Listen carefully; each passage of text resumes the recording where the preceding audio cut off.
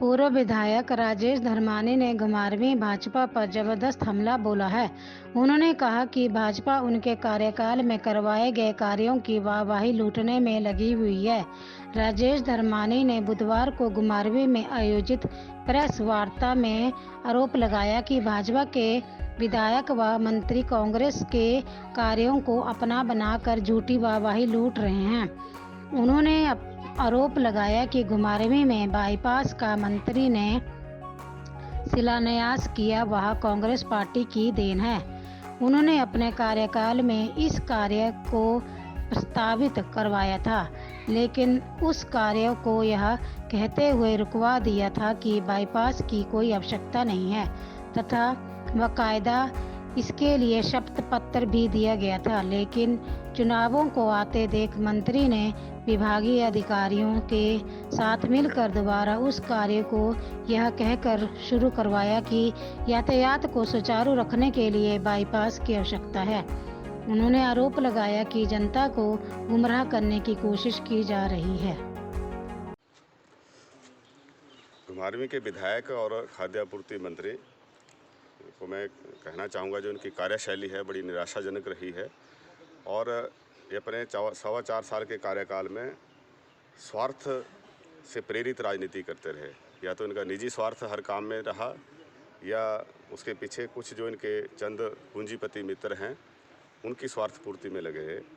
जितना ताकत इन्होंने अपने धर्मपत्नी को प्रमोशन देने के लिए कैबिनेट में ले जाके सारे नियम जो है वो दरकिनार कराए और एक स्पेशल परमिशन दी गई।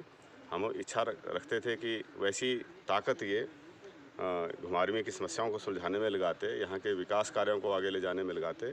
लेकिन दुर्भाग्य से 4.25 साल का कार्यकाल इन्होंने जो कांग्रेस शासनकाल में काम शुरू हुए थे उनकी निशानियाँ मिटाने में लगाए रखा। यहाँ पे शिलान्यास पट्टिकाएँ तोड़ी गई 50 से ज़्यादा, और लोगों में ये झूठ फैलाया गया कि इसमें पैसे का प्रबंध नहीं है। लेकिन कई योजनाएं तो उसमें से जो हैं वो बिल्कुल पैसे भी वापस हो गए, क्योंकि समय होता है। जैसे नाबार्ड से हमारे यहाँ पे डैम लगाने की 6.5 करोड़ रुपए थे, वो इन्होंने सरेंडर करा दिए। कई सड़कों के 2-3 के काम हैं तो अभी भी शुरू नहीं हुए हैं। लेकिन कुछ जो पब्लिक प्रेशर में आके जो काम हुए, अब उनका जो शेष जो शासन का इनका समय रह गया वो उसका श्रेय लेने में लगाए रखा। और हर बार जो है तर्क एक ही बात को लेकर विरोधाभासी तर्क देते हैं। उदाहरण के तौर पे मैं कहना चाहूँगा, जैसे बस स्टैंड से जो एक वैकल्पिक सड़क जो थी वो बना रहे थे, तो उसमें ये तर्क दिया गया, हालांकि वो कोर्ट में मैटर है, यहाँ स्टेट वर्सेज मान सिंह के नाम से केस है, और उस केस में एक लेटर जो है वो सरकार की तरफ से दिया गया और उसमें कहा गया कि इस सड़क को बनाने की ज़रूरत ही नहीं है, इसको ना बनाने से 3.5 करोड़ रुपए की बचत होगी। और जो अंदर की सड़क है, जो गांधी चौक से मेन बाज़ार होते हुए सड़क आती है, इसको हम बसों के लिए खोल देंगे। अभी भी आप जानते हैं कि सुबह शाम उसमें या दिन में भी कई बार जो है उसमें जाम लगता है जब छोटी गाड़ियाँ उसमें चलती हैं, और अगर बसें चला देंगे तो पूरी तरह से जाम हो जाएगा। तो इतनी व्यवस्था ही नहीं उसमें है कि बस उसमें चल सकती है।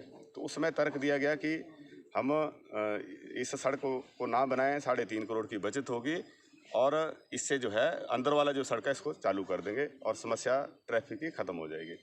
और अब उसका विरोधाभासी तर्क दिया गया, क्योंकि अब ज़मीन एक्वायर करने के लिए जब डीसी ने पीडब्ल्यूडी सेक्रेटरी को चिट्ठी भेजी तो उसमें कहा गया कि जो अंदर जो है जाम लगता है